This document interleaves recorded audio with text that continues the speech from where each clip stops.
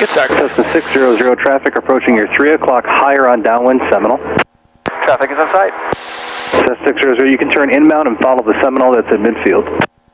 Turning right, following traffic 600.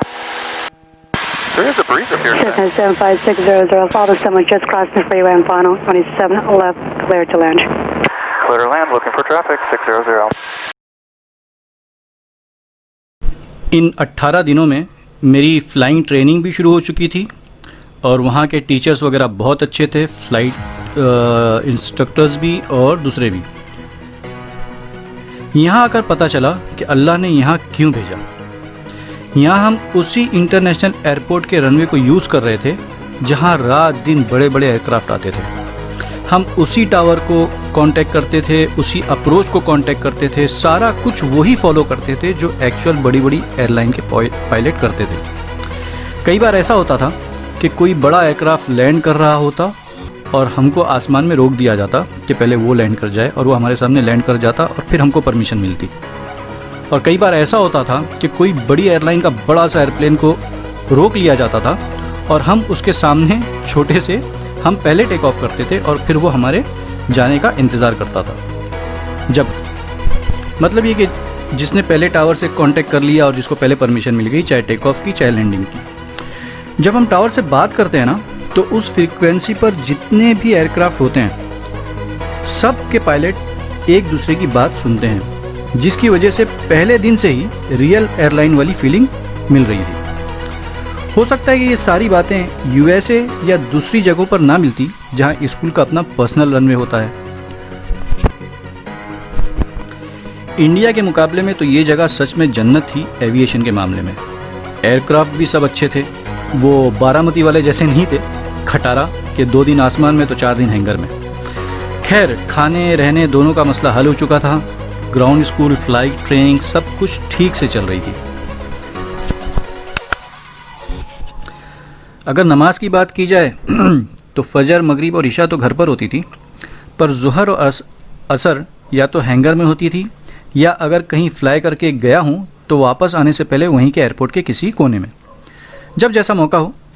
सिर्फ एक बार ऐसा हुआ है पूरे मेरे ये सफ़र में कि टाइम कम था, दूसरे एयरपोर्ट पर असर अदा नहीं कर पाया और हमको फ़ौरन वहाँ से जो है फ़्लाई करना था वापसी के लिए, और सीबू पहुँचते पहुँचते पक्का था कि सूरज ग्रूब हो जाएगा। मैंने अपना ऑल्टीट्यूड मेंटेन करने के बाद अपने को पायलट को पूरा कंट्रोल दिया और कहा कि भाई सिर्फ 3 मिनट लगेगा। वैसे भी कसर ही पड़नी थी। सीट पीछे लिया और इत्तेफाक से हमारी हेडिंग भी उसी तरफ थी जिस तरफ को काबा था, तो अल्लाह ने आसान कर दिया। वहीं प्लेन में ही बैठे बैठे असर अदा हो गई अल्हम्दुलिल्लाह। नमाज के बारे में एक बहुत ही इंटरेस्टिंग वाक़या शुरू में ही हुआ था हमारे साथ। मैं ज़ुहर और असर शुरू में स्कूल की टेरिस पर पढ़ता था, फिर वो मुनासिब नहीं लगा तो हैंगर में ही जहाँ सारे एयरक्राफ्ट खड़े होते हैं वहाँ पढ़ना शुरू किया। नोमान रिजवान को भी बोला कि चलो जमात बनाकर पढ़ते हैं, पर वो लोग हिम्मत नहीं कर सके। घर में तो जमात बना लेते थे हम लोग, पर हैंगर में नहीं बनती। फिर कुछ दिन ही हुए थे कि 2 अफ्रीकन मेरे पास आए जब मैं हैंगर में ज़ुहर पढ़ रहा था। एक का नाम था रहाकू और दूसरे का नाम था शायद मातामा, भूल रहा हूँ थोड़ा सा। दोनों मेरे पीछे नीयत बांधकर खड़े हो गए। उस दिन पता चला कि ये दोनों भी मुस्लिम हैं। सलाम दुआ हुई और अब रोज़ हम तीनों में से जो भी मौजूद होता वो जमात बनाकर वहीं नमाज पढ़ लेता। कुछ ही दिन गुज़रे कि ऑफ़िस से एक आदमी आया और कहा कि हमें स्कूल के ओनर ने ऑफ़िस में बुलाया है। उस दिन इत्तेफाक से हम तीनों ही मौजूद थे।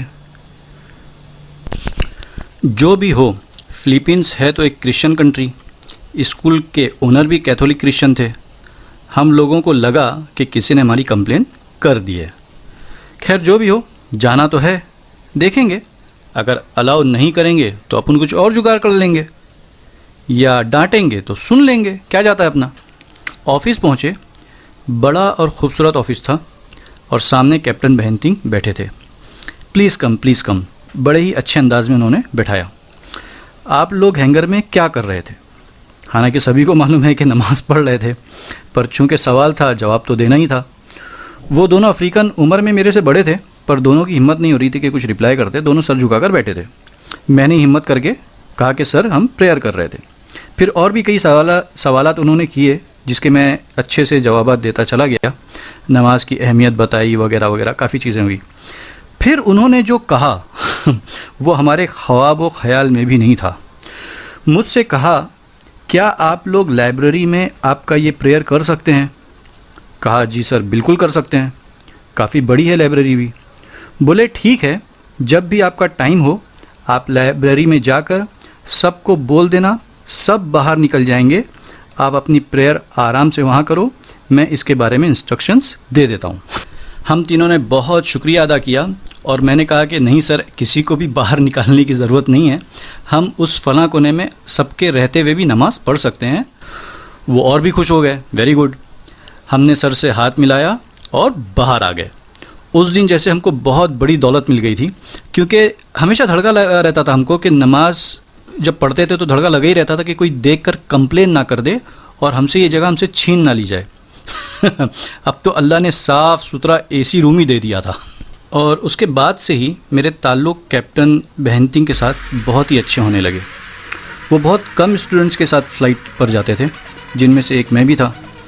एक बार तो किसी बड़े पॉलिटिशियंस को उनकी पूरी फैमिली को कहीं से सीबू लाना था, तो भी मुझको ही वो साथ में ले गए थे और वापस लौटते वक्त कंट्रोल भी मुझी को दे दिया कि आप ही फ्लाई करो, मैं पीछे बातें करता हूँ।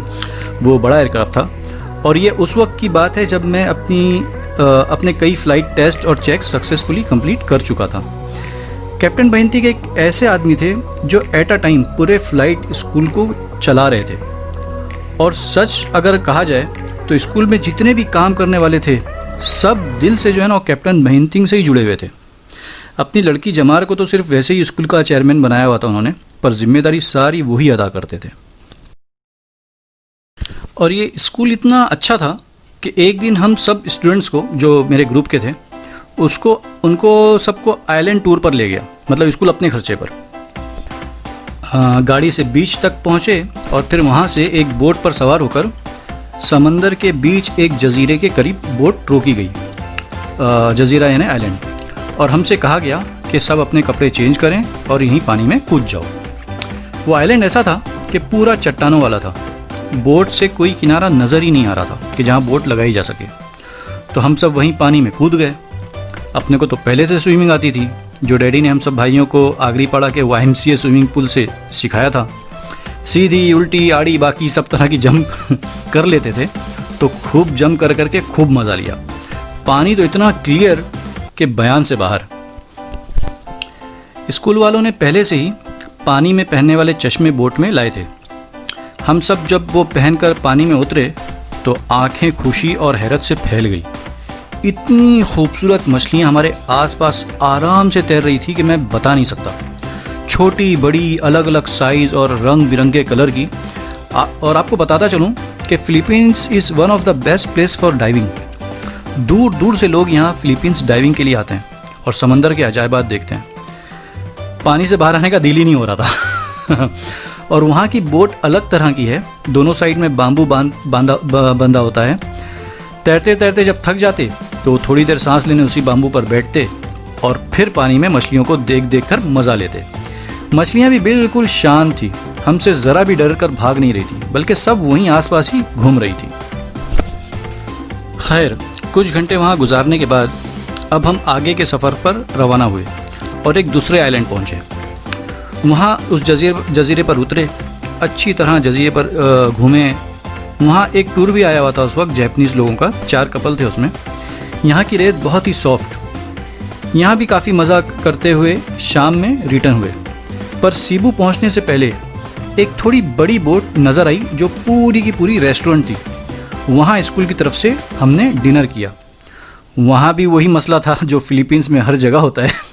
तो हमने वहाँ पर उन फ्रूट्स पर ही गुजारा कर लिया जो स्कूल से लाया गया था रास्ते में खाने के लिए।